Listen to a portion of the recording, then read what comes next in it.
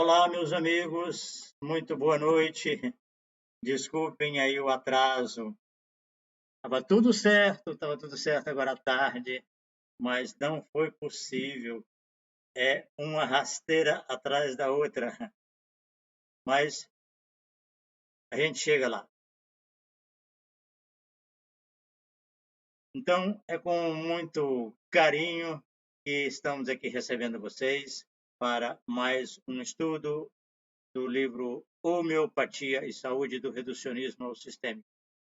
O livro está disponível no site vidaeprognostico.com, na livraria Novos Rumos, tanto para a venda no balcão aqui em Belo Horizonte, como para a venda pela internet.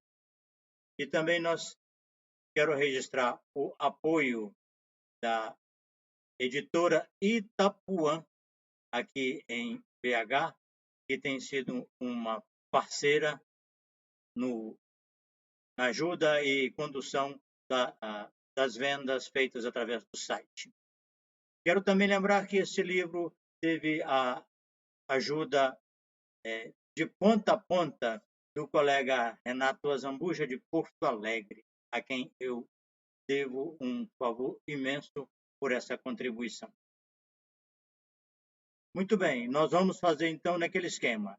Vamos passar os 2 vídeos que correspondem à aula da primeira parte e da segunda. E logo em seguida abrimos para o debate. Ok? Esses 2 vídeos, eles fazem parte dos primeiros capítulos do livro Homeopatia e Saúde. Olá, meus amigos. Nosso tema hoje é a aula número 2 da unidade A dualidade. Vejam bem que o nosso conceito de unidade hoje da pessoa é uma unidade bem complexa, porque nós temos pelo menos 2 grandes instâncias, que é o psiquismo e o organismo. No psiquismo nós podemos ter uma ideia dessa complexidade quando quantas funções psíquicas nós podemos realizar quase que simultaneamente.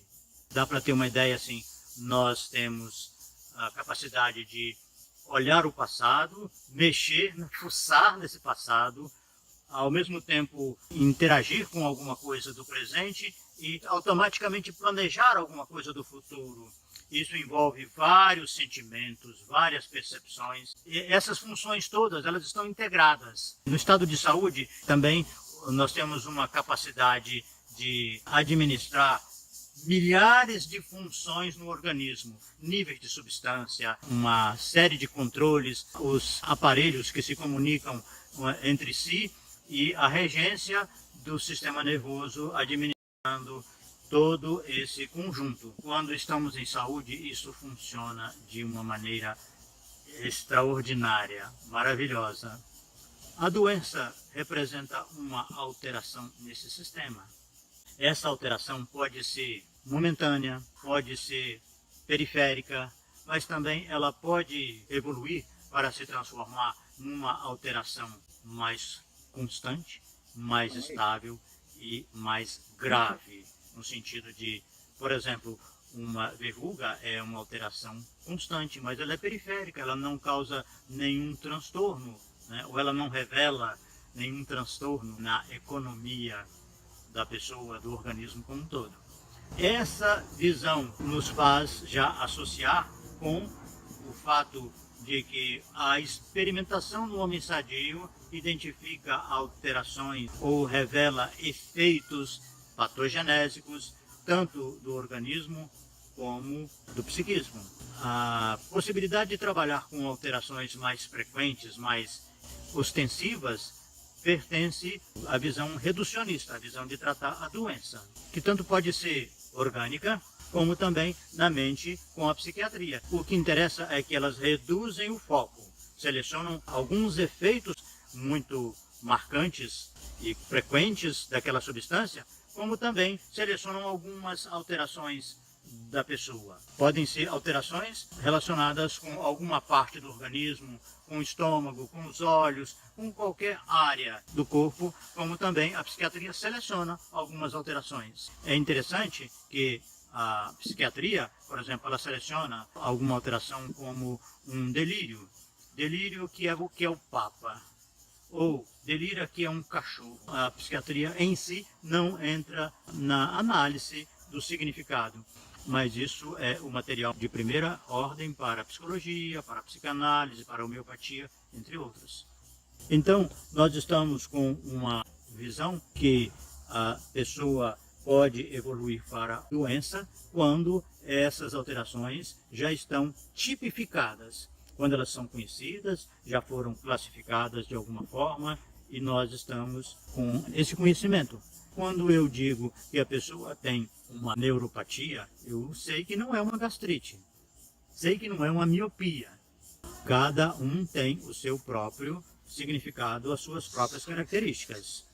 A redução do foco, seja na substância ou na pessoa, são irmãos gêmeos, porque elas têm uma relação unívoca entre elas, de forma que quem trabalha com a substância nos seus efeitos mais frequentes, mais intensos, ou podemos dizer assim, aqueles que têm propriedades toxicológicas, isso vai ficar mais claro depois, nós também vamos aplicar essa substância numa visão reduzida do ser humano.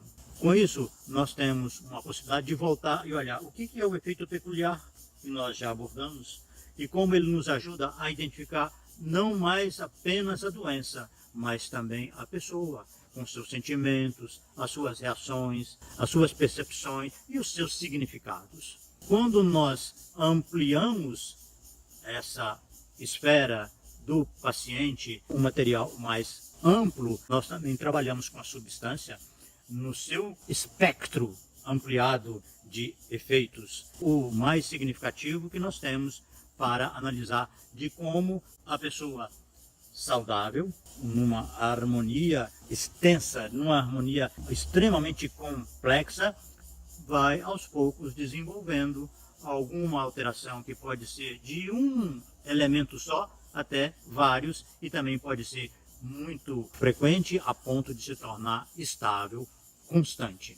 Uma alteração, por exemplo, pode ser apenas de um aspecto, por exemplo, uma fobia. É um dado quase só. Medo de ficar doente, medo de passar mal, medo de acontecer alguma coisa. De qualquer forma, isso representa, às vezes, um transtorno gravíssimo na vida da pessoa, provocando muitas limitações.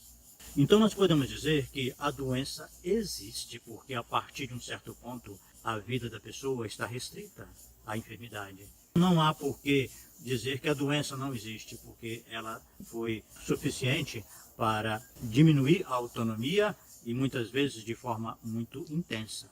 A vida da pessoa gira em torno da sua própria doença. Um outro aspecto muitíssimo importante que vamos trabalhar muito ainda no curso é a relação de semelhança entre a doença e o temperamento da pessoa. É um aspecto extremamente enriquecedor que a homeopatia trouxe, porque isso aparece na patogenesia e também na história de vida e na enfermidade da pessoa. Na patogenesia, podemos dizer que é comum nos medicamentos que têm uma investigação patogenésica mais abundante, encontrar uma relação. Aqui me ocorre assim de cabeça, no improviso, é a relação, por exemplo, entre a disparidade em cáustico, que ele se sente em disparidade, em desigualdade consigo mesmo, e ao mesmo tempo, na face, ele vai demonstrar uma paralisia facial, ou seja, há uma desigualdade dele com ele mesmo. Nós estamos vendo esse fenômeno na patogenesia, na visão global do medicamento, da substância, e vamos vendo isso também na doença. A doença é a exteriorização de características psicoafetivas que tomam um vulto, uma proporção e constroem dessa forma uma condição particular de adoecer. Ficamos por aqui nesse tema e esperando que vocês vejam no texto, no PowerPoint, especialmente no texto vocês vão encontrar maiores informações e podemos aguardar por uma boa discussão em nosso fórum. Obrigado, um abraço e até breve.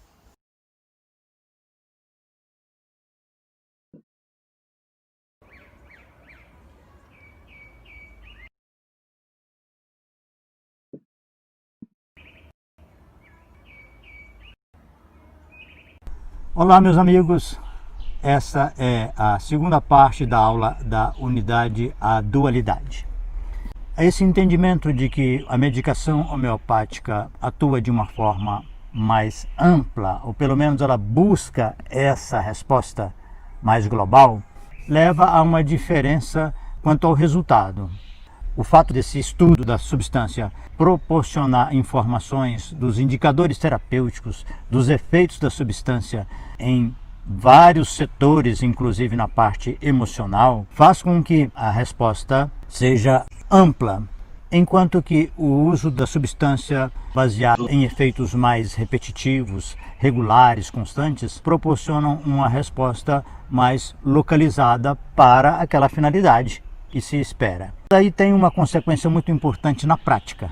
O medicamento homeopático proporciona, quando bem adequado à pessoa, uma resposta que primeiramente ela se manifesta no estado geral. É aquele que nós chamamos de sensação subjetiva de bem-estar. E a melhora é na disposição, no ânimo, diminuem os desconfortos, aquelas queixas gerais tendem a apresentar uma melhora mais rápida.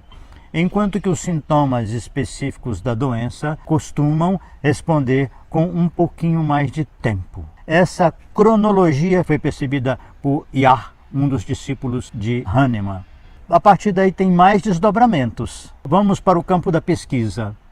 Não é recomendável que o homeopata aceite participar de protocolos que priorizam a doença e que estão centrados nessa evolução completamente restrita à doença, porque o nosso espectro é mais largo, é a pessoa. Essas pesquisas, elas só podem nos interessar quando nós conseguimos incluir pelo menos alguns outros aspectos, a começar dessa resposta global. Qual foi a melhora no estado geral do paciente? Ele está se tratando de uma queixa definida na clínica como gastrite, como artrose, como enxaqueca, como qualquer outra coisa. De repente a pessoa fala, mas eu melhorei muito o sono. Aí eu tive uma melhora do funcionamento intestinal que há muitos anos me incomodava bastante. Essas queixas que não fazem parte da doença e muitas vezes tem uma resposta com a medicação homeopática. Então, só podemos aceitar se houver uma ampliação na valorização de sintomas da pessoa como um todo e que não fazem parte especificamente da doença. Também muito importante para a pesquisa que haja um acompanhamento longitudinal. Quanto tempo depois essa pessoa apresentou alguma alteração clínica? Como é que ficou o seu estado de saúde posteriormente? Uma recaída, o aparecimento de uma outra doença qualquer. Demorou quanto tempo? Essa doença foi mais leve ou mais grave do que a anterior? Nós temos que puxar para a nossa investigação uma valorização dessa melhora mais estável, mais duradoura, que a pessoa pode apresentar e não sem fazer como se faz normalmente na pesquisa convencional. Melhorou de uma doença, ela tinha uma dermatite atópica e depois dessa melhora, que se tratava com um dermatologista, apareceu um desconforto respiratório, uma asma, uma bronquite crônica e aí vai para o pneumologista. Mas da dermatite a pessoa está curada. Não, é preciso olhar a trajetória posterior, como é que a pessoa ficou. Esse é um outro ponto que nós precisamos exigir para as nossas pesquisas. A homeopatia trata tal doença? Qual a diferença do tratamento homeopático nessa patologia em comparação com a medicina convencional? Isso não é possível que a gente fique participando desse tipo de investigação. Seria como jogar no campo do adversário todas as vezes e isso fatalmente vai nos trazer uma série de prejuízos. Se a gente olha a pessoa como um todo e olha a trajetória dela, nós podemos dizer o estado de saúde dessa pessoa, em seguida a um acompanhamento homeopático em que houve uma melhora substancial das queixas relacionadas à doença, foi muito gratificante, porque ficou muito mais tempo saudável, as alterações que apareceram posteriormente foram mais leves, por aí. Uma outra coisa que é importante, muitos pacientes procuram um homeopata e já estão usando medicação química para alguma queixa qualquer. O homeopata deve considerar que o efeito global permite que ele diferencie o que é efeito da medicação química e efeito do medicamento homeopático. Não há por que temer essa mistura. Quando é um quadro agudo, por exemplo, que eu vi há pouco tempo, um quadro assim meio de... tinha um pouco de pânico, um pouco de sintoma histérico num processo agudo, é interessante que coloque para o paciente que o início quase que simultâneo das terapêuticas vai dificultar a avaliação, mas não deveríamos colocar que o paciente tenha que fazer uma escolha e essa escolha significa um ou outro. Eu acho que seria interessante, se for possível, esperar uns 3 ou 4 dias, que você já tem uma noção de qual está sendo a resposta para o quadro agudo com a medicação química, que já havia sido iniciada nesse caso que eu me refiro, e a partir daí associar a medicação homeopática, porque você tem uma chance maior de ter a discriminação, fazer a análise do que foi resultado químico e do que foi resultado do medicamento holístico, do medicamento global sistêmico da homeopatia.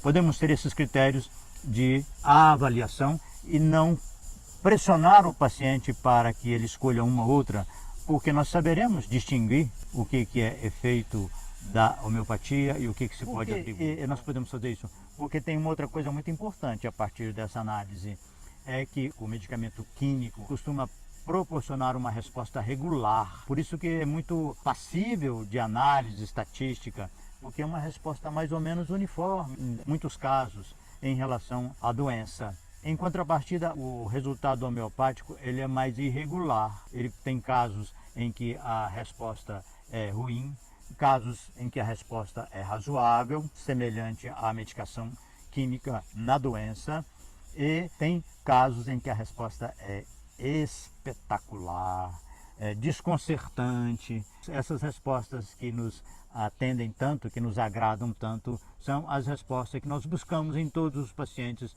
mas que infelizmente não é possível. Não é só porque o medicamento homeopático não está bem adequado. Tem a parte do paciente que não tem sido contemplada pela literatura e que nós vamos esmiuçar aqui no curso mais adiante, quando estivermos tratando da terapêutica propriamente. Muito obrigado, um abraço e até a próxima.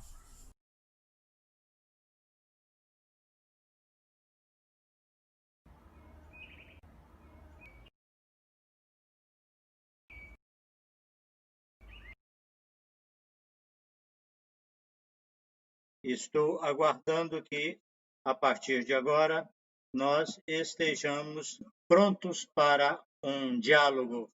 Gostaria de ter os comentários, as perguntas, as eventuais discordâncias. Eu estou contando aqui com a intermediação da Juranda para repassar qualquer que seja o comentário de vocês, mas também eu aproveito para olhar aqui pelo YouTube, eu tenho acesso aqui ao chat. Como vocês sabem, a homeopatia é uma abordagem holística e essa transição de sair do pensamento focado apenas na doença para a pessoa é tão desafiador que eu tenho visto muitos profissionais que não dão conta de fazer a transição completa. Eles ficam a meio caminho. Eles, na verdade, tendem a tratar mais a doença com a medicação homeopática do que fazer o exercício, do que fazer a aplicação da homeopatia, ou seja, do medicamento para a pessoa. Isso é uma ficção, praticamente, na cabeça de muita gente, porque a doença exerce um predomínio, na verdade, é uma fascinação na mente de muitas pessoas e de muitos estudiosos, até mesmo na saúde pública. Eu pude reparar isso em algumas ocasiões, que o que importa é tratar a doença em uma escala populacional. Isso é que resume o que eles chamam de abordagem de saúde coletiva. Qualidade de vida, mas a qualidade de vida que está fixada em alguns pontos, alguns aspectos. E eu acho que é fundamental a gente entender que, do ponto de vista homeopático, o tratamento da pessoa envolve a melhora da unidade mente-corpo. Então, eu acho que é fundamental que essa introdução fique muito clara. Então, temos aqui uma colocação do André. É possível usar homeopatia na ambulância, urgência e emergência? Quero surpreender meu professor amanhã.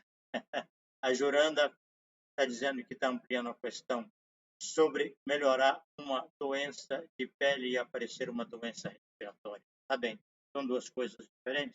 André, eu acho que a homeopatia pode ainda vir a ser também utilizada no atendimento de urgência, mas precisa ter um investimento para isso, na pesquisa, na própria experiência, de forma que eu penso, inicialmente, eu utilizaria uma associação, não abrindo mão do tratamento químico, biomédico, numa fase inicial, mas começar já tendo uma pequena quantidade de medicamentos para associar, no caso de um atendimento de urgência. Mas eu diria assim que, pelo que ficou já exposto aí nos 2 vídeos, nas 2 aulas que eu apresentei, nós temos que considerar que o tratamento químico prioriza a doença e, portanto, ele está um pouco mais preparado, ele tem mais informações, tem mais experiência, mais recursos para lidar com as urgências. Em contrapartida, ele fica muito limitado quando se trata as doenças crônicas. E é aí que é a praia da homeopatia. Você vê que tem muitas doenças que são muito frequentes, como diabetes, hipertensão, asma, enxaqueca e etc. E que o tratamento químico fica muito limitado e acaba se transformando numa abordagem paliativa. Enquanto que com o tratamento homeopático nós temos o quê? Uma possibilidade muito maior de ter uma resposta efetiva, desde que o tratamento homeopático contemple a pessoa no seu conjunto. Porque senão nós vamos continuar fazendo o tratamento da doença com medicamentos homeopáticos, o que não é a grande vantagem. O pulo do gato da homeopatia, quando ela resolve casos que estão assim crônicos, já estão graves e mesmo assim há uma reversão, há uma evolução muito satisfatória, isso se deve ao fato de que o medicamento homeopático atuou também na pessoa, mudou as suas predisposições, alterou a forma da pessoa se posicionar no mundo, a maneira dela reagir perante as circunstâncias. Isso é que é o grande diferencial da homeopatia, e eu acredito, até onde eu tenho visto, que é a única abordagem que existe capaz de atuar na pessoa como um todo. Então, se o paciente tem uma asma crônica, ele pode fazer uma crise e precisar de uma ambulância para ser levado para o hospital às pressas, porque passa aí do ponto e mesmo usando os broncodilatadores que são recomendados de praxe para esse tipo de caso, mesmo assim o paciente pode evoluir para um estado asmático. Então, o que acontece? Nesse aspecto que a homeopatia pode fazer uma grande mudança na pessoa, mas para essa crise aguda, ainda o mais adequado, na minha opinião, fruto da experiência e do aprendizado junto à Escola Médica Homeopática Argentina, onde você está atualmente, André, é que o medicamento mais adequado para esse paciente é o medicamento constitucional dele. Nós aprendemos com o professor Massi Elizalde a não diferenciar remédio para agudo, remédio para crônico. O remédio para o paciente é aquele que deve proporcionar uma resposta mais adequada, rápida e duradoura. O remédio escolhido é aquele que se baseia em características peculiares, sejam mentais, sejam gerais ou locais. Boa noite, Lena. Boa noite, Romão. Ouvindo é mais fácil. Ô, Romão, nada como o depoimento de um profissional da área. Rogério, existe diferença entre psiquismo e psicológico? Rogério, eu nunca parei para pensar especificamente dessa forma, mas eu acredito que o psiquismo se refere a um conjunto, a uma ciência e a um funcionamento psicológico de uma forma bem ampla. E isso inclui, por exemplo, consciente e inconsciente, subconsciente, enquanto que o psicológico, a gente, em geral, se refere mais àquilo que é próprio da relação da pessoa consigo mesmo e com os demais. Eu não acredito que tenha diferenças importantes, por isso pode ser tomado como sinônimo. Nós temos aqui a Lena Duarte, que está participando conosco, psicóloga de longa data, e eu até gostaria de ouvir se ela tem algum comentário a fazer sobre essa questão. Estamos aguardando, a Lena parece que está pensativa. Eu penso assim, Rogério, me dá a impressão que psiquismo é mais vasto do que psicológico. É mais ou menos como você falar, por exemplo, esquerda, esquerdismo, direita e direitismo, talvez por uma questão também de excesso. A Juranda tinha pedido para comentar, ampliar a questão de melhorar uma doença da pele e aparecer uma doença respiratória. Esse tema nós vamos trabalhar muito ainda sobre ele. Envolve os conceitos de supressão e metástase morte. Em alguns casos, nós podemos dizer que a Lena está respondendo aqui, Rogério. Psiquismo como processos psicológicos individuais, o processamento de cada um. Acho que mais uma burilada no conceito, né? Tá bom, Lena, muito obrigado, viu, pela sua participação.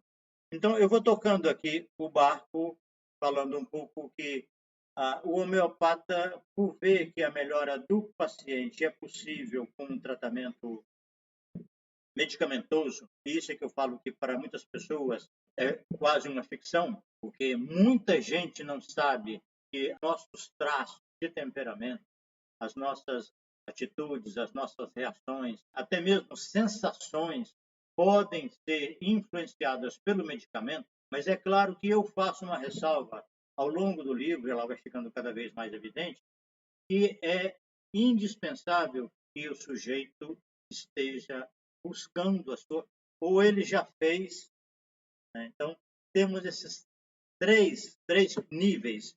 O primeiro, o paciente passou por uma fase muito difícil, de muita angústia, muito sofrimento, muito desconforto, e, enfim, depois passou um tempo e esse quadro se manifesta também no seu orgânico. Podemos dizer, então, que o que precisa ficar bem claro mesmo, é que a doença no corpo corresponde à somatização de um estado emocional que foi ou muito intenso ou muito prolongado a ponto de se manifestar no corpo.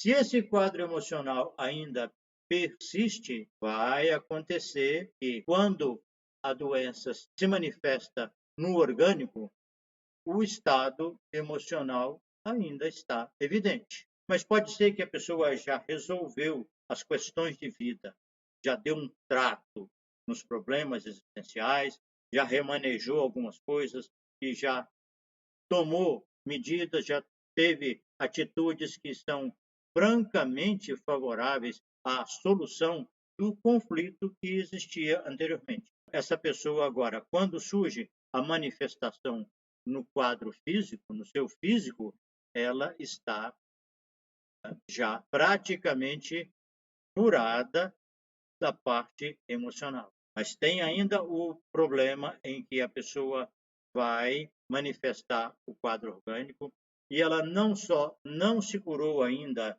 das questões existenciais, como elas pioraram ao longo do tempo. Então, daí vocês veem que como é muito relativo, interfaces, né? Essas variações do caso, e que nós vamos trabalhar muito mais isso.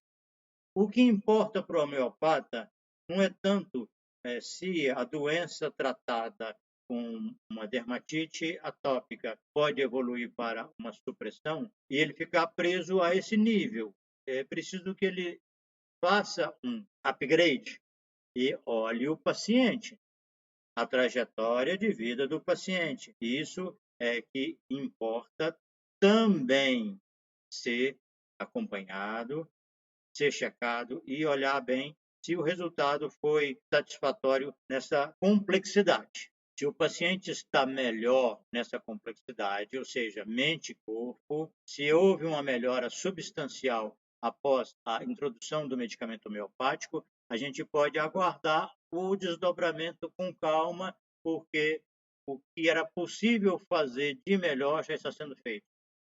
Agora, é claro que se é uma doença que tem alguma complicação orgânica, não convém você aguardar sem tomar providência direta em relação a essa complicação orgânica, porque o tempo de reação, de melhora a partir desse quadro mental pode levar a uma complicação, a uma sequela dessa parte orgânica.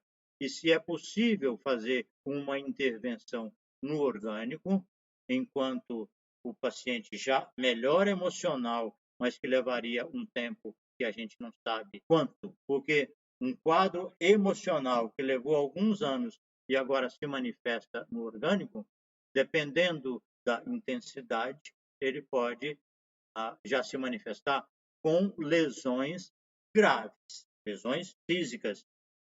E, nesse caso, é mandatário que se faça também a abordagem física da medicina convencional. Estou puxando aqui para a unidade mente-corpo, porque da unidade à dualidade é o que nos importa mais tratar hoje.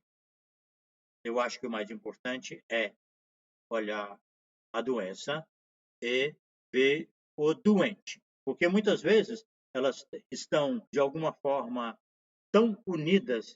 A gente pode ver, quando uma pessoa tem uma autoobservação suficiente e ela traz informações, é muito comum que, nesse caso, a gente consiga estabelecer um vínculo claro, uma relação clara entre o estado emocional e os sintomas físicos, os sintomas da enfermidade. Ok, Rogério, homeostase, saúde. Perfeito. Homeostase é as funções orgânicas e emocionais todas numa harmonia entre si, e isso é muito interessante, porque muita gente acaba fazendo uma separação entre mente e corpo e acha que existe uma doença que se manifesta apenas no corpo. É possível isso? É possível, mas desde que o quadro mental tenha sido curado. Por exemplo, paciente que viveu uma crise conjugal difícil, arrastada, profunda durante alguns anos, e ele resolve, de alguma maneira, ele consegue equacionar e volta a ficar bem consigo mesmo, com a sua vida, independente de qual seja o rumo que as coisas tomem. Mais adiante, isso pode aparecer no corpo e pode aparecer de uma maneira grave. Essa alteração orgânica corresponde àquele período todo que ele provocou alterações em seu próprio organismo. Quando elas se manifestam, ele já está bem. Isso não é tão comum, não é? O mais frequente é que quando a doença se manifesta, a pessoa continua doente no seu estado emocional. E como eu já disse, em algumas pessoas, alguns pacientes, esse quadro evolui para pior. Então, aquele sujeito que passou por aquela crise conjugal e etc., ele sai, muitas vezes, para uma vivência mais desajustada ainda. Ele se transforma num campo de perturbação para ele e para os que estão à sua volta.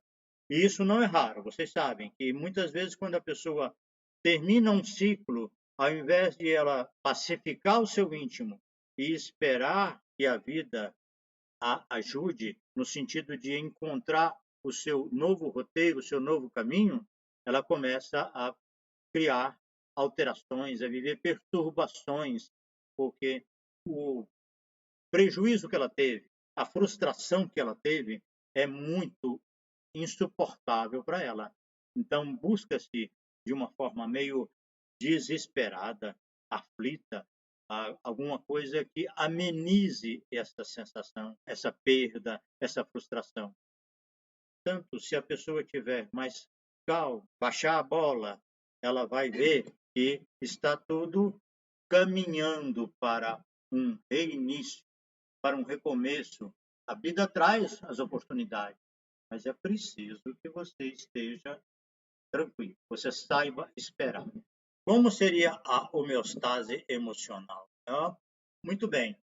André, eu entendo que a homeostase emocional é você lidar com as circunstâncias com equilíbrio, com moderação e com assertividade. De repente é o que me ocorre. Porque você não deve virar quarto de despejo dos problemas dos outros. Cada um resolve as suas dificuldades, cada um abraça as suas limitações e vê como é que caminha, como é que vive com elas e como é que vai solucionando, porque muitos de nós trazemos conflitos, limitações de muitos anos atrás, às vezes da própria infância, e vamos sobrevivendo e levando a vida adiante, estudando, trabalhando, crescendo como pessoas, até mesmo a nossa parte cidadã vai adiante, mas o nosso emocional às vezes tem coisas retidas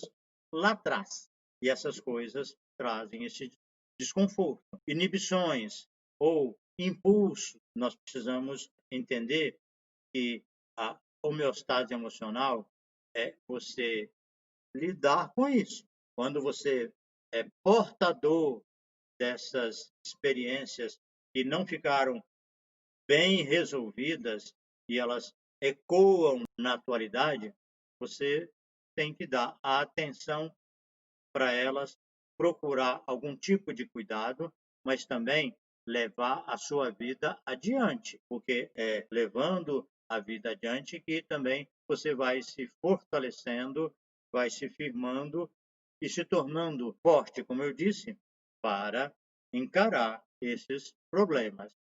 O que não convém é você estagnar, você se acomodar com a situação, com o seu jeito, com as inibições, com os impulsos, com as compulsões, nem começar a fazer loucuras, que seria o caso que eu disse antes, da pessoa que não só não melhora, como ela vai se complicando, vai atraindo experiências infelizes, porque ela se posiciona de uma forma equivocada. A homeostase não tem uma regra, assim, porque eu acho que varia um pouco, dependendo do caso, dependendo da história da pessoa. Não adianta eu querer ser equilibradíssimo, estar ótimo, se, na verdade, eu tenho questões da minha vida que repercutem no meu íntimo e que me levam a ter posturas que não são muito saudáveis. Eu tenho que olhar para elas, tenho que encará-las e buscar algum tipo de ajuda, seja profissional ou seja do meio social. Tem muita coisa que é terapêutica para cada pessoa e ela precisa buscar esses recursos. Juranda, no caso, quando a doença orgânica se manifesta e o emocional já está resolvido, como será ou qual o prognóstico desse indivíduo? A doença no físico é uma exoneração? Nesse caso, nós podemos concordar que sim, que é uma exoneração, porque não é somente uma manifestação atual, digamos, né? Porque se já está, o quadro psicoafetivo já está resolvido, o que aparece agora no orgânico tem uma chance muito grande de ser resolvido. O prognóstico, em princípio, é favorável, a não ser que aquilo que foi vivido foi tão difícil, Eu sei que você, Juranda, gosta de uma história de uma pessoa, de uma professora de yoga, que teve um conflito muito grande com o pai, resolveu o conflito, mas o câncer que apareceu depois foi incurável. E ela era uma pessoa relativamente nova. É muito provável, isso aqui é uma hipótese, que o conflito dela com o pai era tão ruim para ela que lhe dava a sensação de uma vida estrangulada, de uma vida incompleta. Então, quando o quadro somatiza, ele se manifesta. Não é? Somatizar não é uma palavra boa. Eu prefiro muito falar que quando esse quadro se manifesta, porque ele pode se manifestar também mais reforçando a doença mental. Não é obrigatório que seja orgânico. A pessoa pode ficar ainda mais doente do ponto de vista mental e fazer, por exemplo, uma doença psiquiátrica. O prognóstico depende de como foi a intensidade dessa vivência. Se foi muito intensa, ainda que a pessoa resolva, encontre uma nova maneira de viver, de ser, de reagir, e encontre um trabalho que a satisfaça muito, o que foi vivido e que então agora se manifesta no corpo corresponde àquela fase. Isso explica porque, em tese, eu disse que é uma hipótese, porque que essa moça não conseguiu sobreviver, apesar de ter solucionado o conflito dela com o pai e de estar muito feliz, muito bem adaptada ao seu trabalho atual na yoga. Nesse caso, a gente pode dizer, mas se ela tivesse ainda doente, eu acho que a palavra exoneração não caberia bem. Geraldo Félix Lima, boa noite, um abraço para você, meu amigo, meu colega de turma, como vai?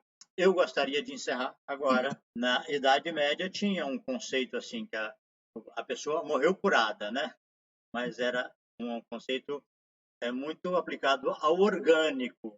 Nesse caso, nós estamos aplicando essa concepção para o quadro geral da pessoa, mente e corpo, considerando que ela se curou das questões existenciais e que agora ela está efetivamente curada como pessoa, mas o corpo nem sempre suporta, ainda que você recorra a medicamentos e terapêuticas muito eficazes para o seu problema, entretanto, isso pode não ser suficiente para o caso específico dessa pessoa. O André, vamos encerrando aqui com essa última colocação do André. A homeostase é um equilíbrio paradoxal, já que o equilíbrio real é a morte. A busca para manter a homeostase seria, então, o equilíbrio. Não é entropia a real busca, tanto física como emocional? Eu vou me limitar a responder que o equilíbrio real não é a morte, é a vida. Nós podemos, no nosso meio homeopático, falar de espírito sem escrúpulos, sem pruridos, porque o Hahnemann abriu esse caminho para nós, porque ele diz, se não me engano, no parágrafo 9, né, que o espírito dotado de razão que reside em nós deve caminhar para os altos fins da existência. A saúde seria essa condição que nós estamos, ainda que com algumas limitações orgânicas, mas estamos caminhando para os altos fins da existência.